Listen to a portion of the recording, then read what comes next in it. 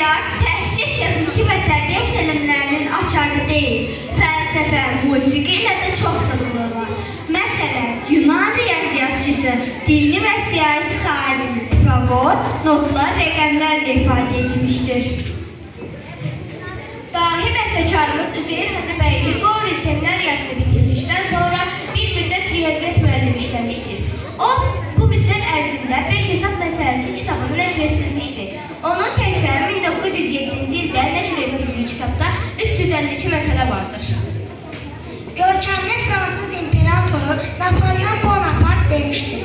Hər bir ölkədə riyaziyyat elminin gücü ilə dövlətin gücü hər zaman bir-biri ilə paraleldir. İndi sizə keçmiş zamanda baş vermiş bir rəvayəti təqdim edəcəyik. Bu rəvayət müdrik bir insanın ağlı və riyaziyyat biliyi ilə mübahisəni necə həll etdiyindən danışır. Gəlin görək, hesab və ədalət birləşsə nə baş verər?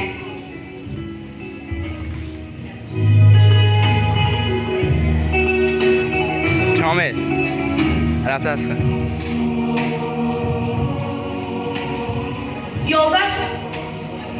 Yoldaşlar, yadınıza deyil, bunun çoxunu mən qoymuşdum.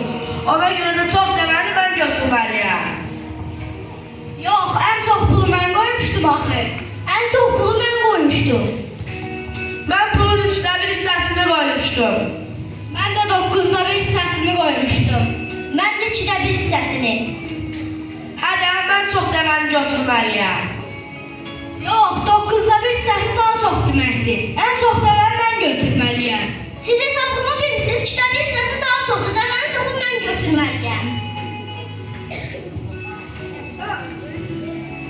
Sən ağzını çıxartdın ha? Ay qardaşlar, diyanır.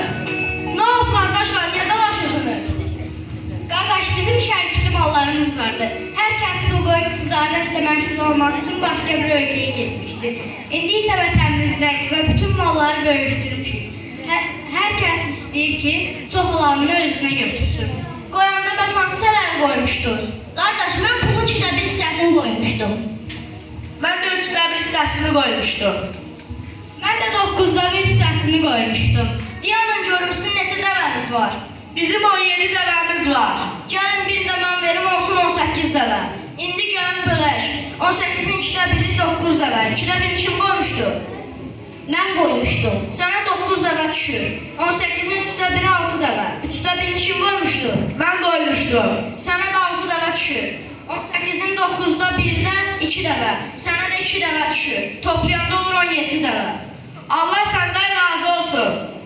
Hər şeydən razı qaldınızmı? Əlbəttə, niyə razı qalmayaq? Sən bir dəvəni verməsəydin, aramızdakı münaqişə böyüyəcəkdi.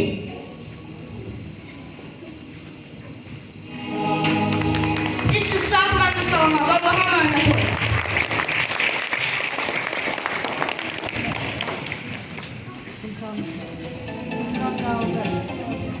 İdmanda hər şey hesablanır. Qaçanda məsafəni, sürəti və vaxtı ölçürük. Oyunlarda xal toplamaq üçün nəticələri müqayisə edirik. Deməli, idman hər komanda və idmançı öz performansını qiymətləndirir. Deməli, idman həm güc, həm də riyaziyyat tələb edir. Çünki nəticələri anlamaq və qalib olmaq üçün saymaq, ölçmək və hesablamaq lazımdır.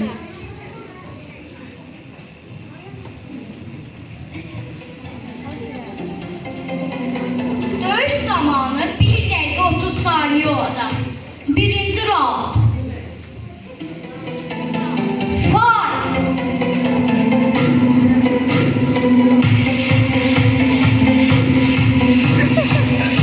Bir saniyə baxın. Səndəmin.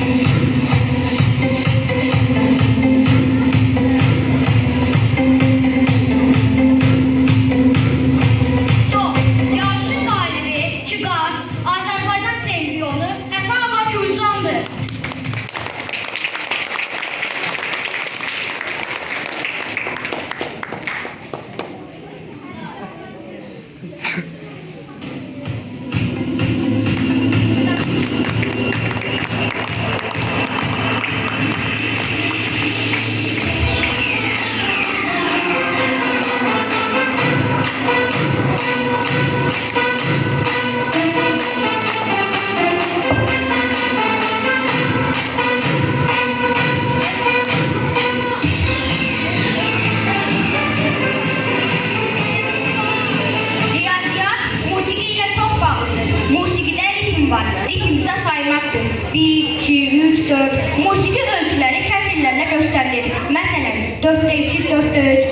Notlarının uzunluğu, təkrarı və ahəngi riyazi qaydalara əsaslanır. Deməli, musiqi riyaziyyatın səs ifadəsidir.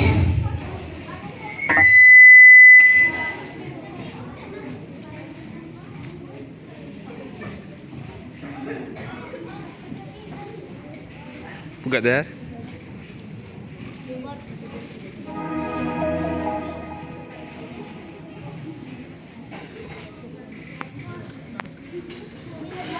Announce the next dance number now. Not too long dance. Before we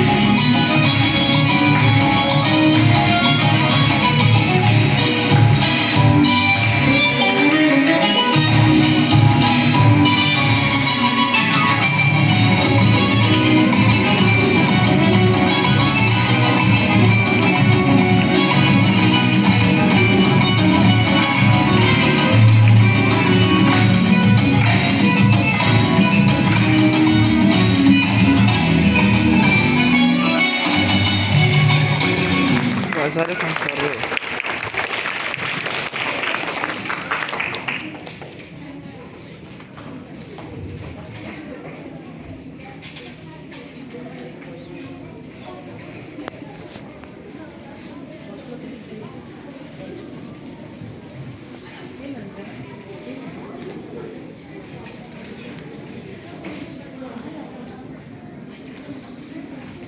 Söndü. Daha dedim aksayı.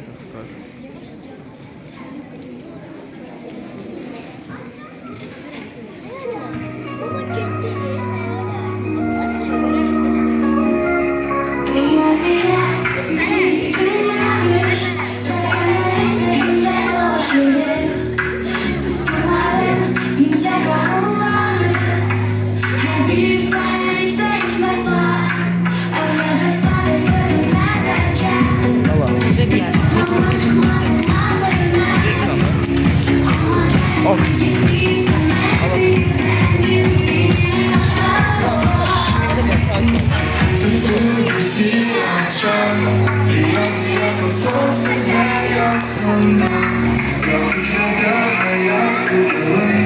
En zamanda güzellik toplar. Sen kullanacaklar, tutarlar, böyle kıvırdıklar. Kalbimiz bağlar, varlığın güzelliğini izah eder. Riyaziyyat, düşünce tersi.